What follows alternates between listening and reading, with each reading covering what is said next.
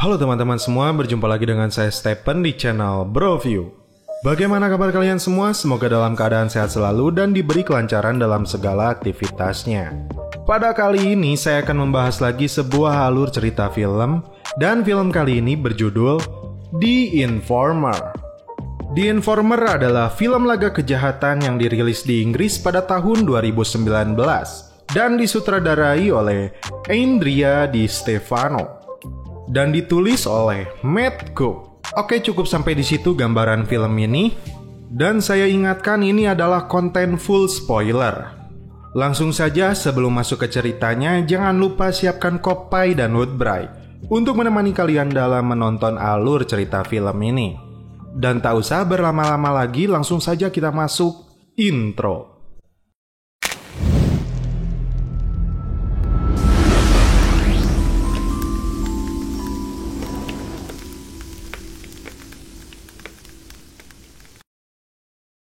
Film bermula diperlihatkannya seorang informan FBI yang menyamar menjadi gangster atau mafia Polandia. Dia bernama Pete Kozlow yang diperankan oleh Joel Kinnaman. Dia adalah seorang mantan narapidana yang direkrut oleh FBI. Pete terlihat sedang memasang sebuah alat penyadap di celananya. Lalu seorang agen FBI dia beri nama Mother meneleponnya. Pete berencana melakukan tugas terakhirnya menjadi informan untuk menangkap bos dan seluruh gembong mafia dari gangster Polandia. Dan terungkap di sini, bos mafia itu akan membawa 6 kilo fentanyl atau sejenis narkoboy. Pete lalu menghubungi rekannya yang bernama Stezik untuk menjemput bosnya sekaligus mengambil paket tersebut. Dia kemudian membawa istri dan anaknya untuk berlindung di suatu tempat hingga Pete menyelesaikan misi ini besok siang. Lalu, kita diperkenalkan dengan agen FBI yang bernama Will Cox. Dia meminta persetujuan atasannya untuk menjalankan operasi ini. Agen Will Cox kemudian mengumpulkan timnya terlebih dahulu. Ketika melakukan briefing, terungkap bos mafia yang mereka incar bernama Richard Klimek, seorang importir dan pengedar narkoboy jenis fentanyl atau heroin sintetis. Dia disebut sebagai jenderal. Lalu salah satu dari agen mereka terlihat yaitu Pete. Setelah sampai di suatu tempat tersembunyi untuk mengamankan istri dan anaknya, Pete berjanji kepada istrinya tugasnya akan selesai besok jam 1 siang. Dan Pete memberikannya sebuah kunci yang harus digunakan suatu waktu. Di toilet pom bensin, Pete bertemu dengan Will Cox. Lalu dia diberikan HP dan disuruh untuk memakai penyadap yang dia sembunyikan di balik si jagurnya. Will Cox memberinya kode jika dia dalam bahaya untuk segera pergi merokok dan dia akan mengeluarkannya. Di pagi hari, Pete berangkat bersama rekannya Stezik yang merupakan keponakan bos mafia untuk mengambil paket itu yang baru turun dari pesawat jet pribadi melalui seseorang dari kedutaan Polandia. Namun di luar sepengetahuan Pete, narkoboy itu akan langsung dibeli oleh seseorang. Mereka akan bertemu dengan pembeli tersebut di sebuah bar. Padahal rencana awalnya Pete dan Stezik akan langsung bertemu dengan Klimek. Gomez menunjukkan gelagat bukan seorang pembeli. Pete dan Stezik curiga kepadanya. Terlebih, dia tidak mempunyai uang untuk membeli barang itu dengan jumlah 6 kilo. Gomez pun berdalih pernah dipenjara di Bell Hill seperti halnya si Pete. Namun Pete tidak dapat dibodohi. Dia langsung mengklarifikasi orang-orang yang pernah dipenjara di sana. Dan Gomez yang berbohong, dia mulai tidak bisa memberikan informasi yang akurat. Lalu Gomez hanya memberikan uang untuk membeli setengah kilo saja. Pete sudah mencurigai bahwa dia adalah seorang polisi. Pete pun memberi kode dan waktu untuknya agar segera pergi jika tidak ingin terbunuh di sini. Bodohnya si Gomez, dia tidak mengerti dengan kode yang diberikan oleh si Pete. Dia malah mengeluarkan pistolnya dan mengaku dari NYPD. Tiba-tiba, Stezik keluar dan menembak polisi itu hingga tewas. Pete lalu memberikan kode untuk agen FBI dia mau merokok. Padahal kesepakatannya jika nyawa Pete terancam. Nyatanya, agen Will Cox malah menarik tim penyelamat dan meninggalkan Pete yang terlihat panik. Will Cox dengan alasan seorang polisi yang sudah terbunuh Operasi ini pun dibatalkan. Pete dan Stacey lalu menemui bos mafia mereka di sebuah tempat yang tersembunyi dengan penjagaan yang sangat ketat. Dan inilah dia, Klimek, yang mereka sebut sebagai Jenderal Gangster. Terlihat Stacey baru saja dihajar oleh pamannya. Pete lalu berbicara dengan Klimek. Terungkap, Klimek meskipun tua namun begitu kejam. Dia dapat membaca masalah yang ditimbulkan oleh Pete dan Stacey. Terbunuhnya polisi di New York akan membuat bisnis ilegal mereka terancam. Terlebih, polisi akan mencari pelaku pembunuh anggota mereka. Klimek mengancam akan mengkambing hitamkan Pete sebagai pelaku pembunuhannya dan dihukum hanya selama 5 tahun penjara karena pembebasan bersyarat yang diajukan oleh pengacaranya. Namun karena otak si Klimek ini cerdas dan bisnisnya ingin tetap berjalan, selama di penjara Pete ditugaskan untuk mengatur peredaran narkoboy di penjara Bell Hill untuk diedarkan ke seluruh penjara di New York. Klimek memaksa Pete melakukan ini karena mencurigai Pete terlibat dengan kepolisian. Pete tidak bisa membangkangnya, terlebih dia mengancam istri dan anaknya yang sudah mereka temukan. Pete lalu mengantarkan istri dan anaknya kembali pulang dengan dikawal anak buah dari Klimek. Di rumahnya, Pete kecewa dengan sikap agen FBI yang tidak menyelamatkannya. Namun, agen Wilcox pun kecewa karena Pete tidak membawanya ke sang jenderal. Dia pun dimandikan oleh istrinya dikarenakan bekas darah polisi di tubuhnya. Mayat polisi Gomez yang terbunuh ditemukan polisi di sebuah danau, dan muncullah detektif Edwards dari divisi organisasi kriminal. Dan terungkap, itu adalah anak buahnya. Lalu dia pun melakukan investigasi dengan melihat CCTV di sekitar area pembunuhan. Dan terlihat dalam CCTV tersebut, Pete keluar dari bar untuk menyalakan rokoknya. Kemudian, Pete bertemu dengan agen Wilcox serta atasannya. Mereka menyarankan Pete untuk mengikuti rencana sesuai keinginan Klimek agar dapat menuntaskan operasi ini. Pete ditugaskan untuk mencatat daftar semua tahanan yang terlibat dengan Klimek. Tentu saja, Pete kembali kecewa dengan sikap mereka. Itu artinya dia harus kembali mendekam di jeruji besi. Padahal nyatanya dia selama ini membantu mereka. Rupanya Pete selalu merekam pembicaraan dia dengan agen FBI. Kembali ke detektif Edward dan rekannya. Terungkap di sini bahwa Pete adalah seorang veteran perang teluk dan selama di militer dia sebagai seorang sniper. Dia dipenjara karena pernah membunuh seseorang di bar. Kasusnya dianggap aneh dikarenakan adanya bantuan dari FBI. Sebelum kembali ke penjara, Pete bertemu dengan agen Wilcox. Di sini, Pete meminta kepada Wilcox untuk memenuhi 3 permintaannya ini. Yang pertama, dia meminta untuk menggeledah semua tahanan ketika dia datang, agar meyakinkannya bahwa tidak ada pesaing di sana. Yang kedua, dia meminta untuk dimasukkan ke dalam program pos detail. Dan yang ketiga, dia meminta untuk mengirimkan bunga mawar yang berisi narkoboy kepada wakil inspektur Reseda Johnson sebagai hadiah dari biro supaya penjara menerimanya di hari penegak. Namun untuk keinginan yang ketiga, Wilcox tidak bisa memenuhinya.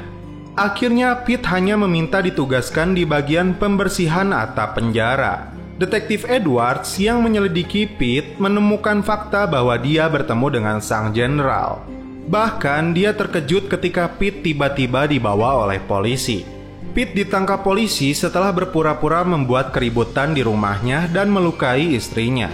Pete pun dimasukkan ke penjara Bell Hill, seakan-akan dia kembali ke rumahnya terdahulu. Masuk ke penjara tersebut, Pete ditempatkan di barak sel dengan mayoritas kulit hitam. Kemudian beberapa orang datang menemuinya dan mengatakan untuk memperlakukan Pete seperti saudara. Nah, itu karena atas perintah dari Klimek. Mereka ini ternyata bagian dari mafia Klimek. Di lapangan penjara, rekannya memberi uang. Pete pun melihat beberapa kelompok gangster di sana. Konflik antara kepolisian dan FBI semakin memanas. Setelah Edward mendatangi markas FBI untuk bertemu dengan Wilcox dan atasannya, Yang pastinya mereka tutup mulut tentang keterlibatan mereka atas kematian Gomez, polisi NYPD. Dan terlihat Sofia, istri Pete, memasukkan narkoboy ke perut merpati yang sudah mati. Kemudian Stacey mengirimkannya ke atap penjara menggunakan drone.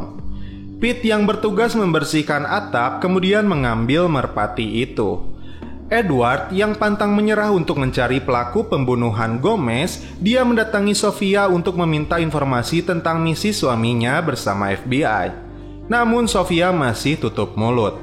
Kemudian di lapangan penjara kita melihat bagaimana proses transaksi narkoboy itu dilakukan dari satu napi ke napi yang lainnya. Namun masalah lain mulai muncul kepada Pete. Selain Edward yang mendesak dan mengancam untuk memberitahu pelaku pembunuhan anak buahnya, gangster dari kelompok Black mengintainya. Di gereja penjara ini, Pete digantung oleh mereka, bahkan disaksikan oleh sipir penjara. I need this bail hill distribution chain. I need all the things. Suicide. Clean up after done. Karena kondisi hampir mati, Pete pun memberitahunya bahwa dia adalah seorang informan dari FBI dengan misi menjatuhkan sang jenderal dan memberikan daftar nama tahanan yang terlibat dengannya. Akhirnya Pete pun dilepaskan dan mendapatkan dukungan dari mereka. Lalu muncullah berita mengejutkan untuk agen Wilcox setelah Edward pergi ke penjara itu. Karena kantor pusat FBI di Washington mengetahui tentang informan yang ditugaskan FBI yang mestinya tidak ada. Karena hal tersebut membuat karir Wilcox dan atasannya di ujung tanduk. Atasannya pun menyuruh Wilcox melenyapkan Pete. Tentu saja ditolak oleh Wilcox. Namun atasannya balik mengancam akan menjebloskan Wilcox ke penjara. Kembali ke Pete yang sudah mendapatkan daftar namanya. Namun sang kepala sipir dan Wilcox yang dihubungi bersikap aneh. Pete langsung menelepon istrinya untuk segera pergi karena dirinya sudah dijebak oleh FBI. Bahkan Sofia disuruh untuk menggunakan kunci tersebut. Wilcox rupanya dia datang ke pengacara Klimek hingga membuat Klimek murka, lalu menyuruh anak buahnya menghabisi Pete di penjara. Sofia pun bergegas menggunakan kunci yang ternyata itu adalah kunci gudang yang dimana Pete menyimpan seluruh bukti kaset rekaman dirinya dengan agen FBI. Lalu Wilcox datang merampas kaset tersebut dan menyuruh Sofia pergi menghindari kejaran gangster Klimek. Di penjara, Pete mulai menjadi sasaran pembunuhan gangster Polandia.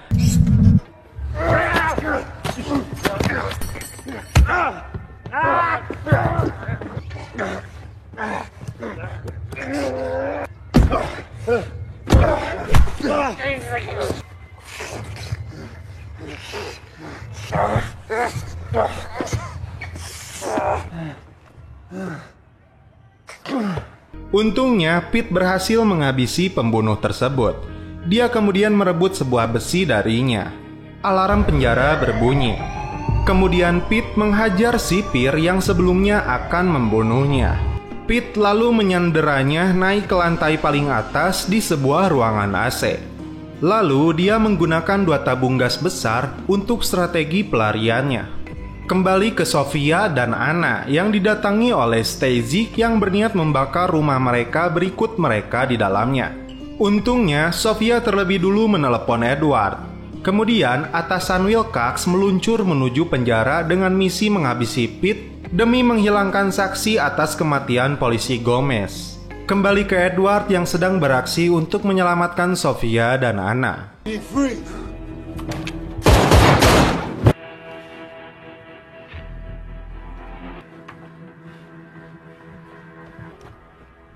Where are they?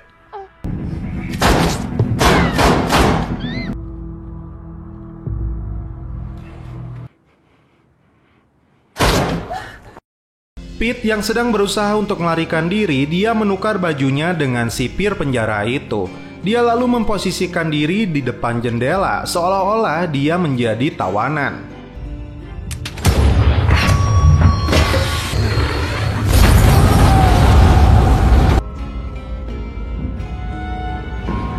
Pete berhasil selamat dikarenakan dia disangkanya adalah seorang sipir dan dibawa oleh ambulan.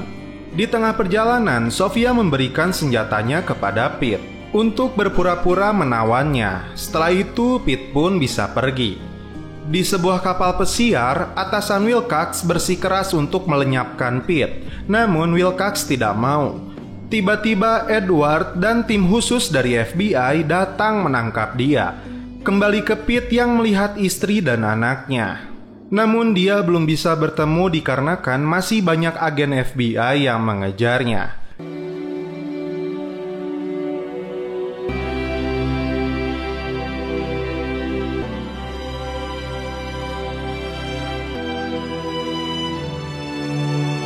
Setelah itu, film pun berakhir. Oke guys, bagaimana menurut kalian alur cerita film The Informer ini? Menurut saya, kesimpulan dari The Informer ini, dia memiliki tensi yang terjaga dari awal hingga akhir film, berkat intrik-intrik kriminalnya. Lalu kejadian-kejadian tidak terduga dan karakter-karakter antagonis yang menyebalkan. Meski terasa terbata-bata dalam menjabarkan plotnya, namun film ini sangat direkomendasikan bagi para penggemar drama kriminal penuh ketegangan dan intensitas yang tinggi. Pokoknya mah yang kriminal itu kesukaan subscriber Broview lah pokoknya mah. Namun sekalipun ceritanya tegang, tapi tetaplah santai dengan sebuah cikopai. Alah, juara ya mah. Oke guys, cukup sekian alur cerita film ini. Saya Stephen mohon pamit dan mohon maaf juga bila ada kata-kata yang kurang berkenan di hati kalian. Tolong dimaafkan ya. Salam perfilman duniawi. Keep enjoy.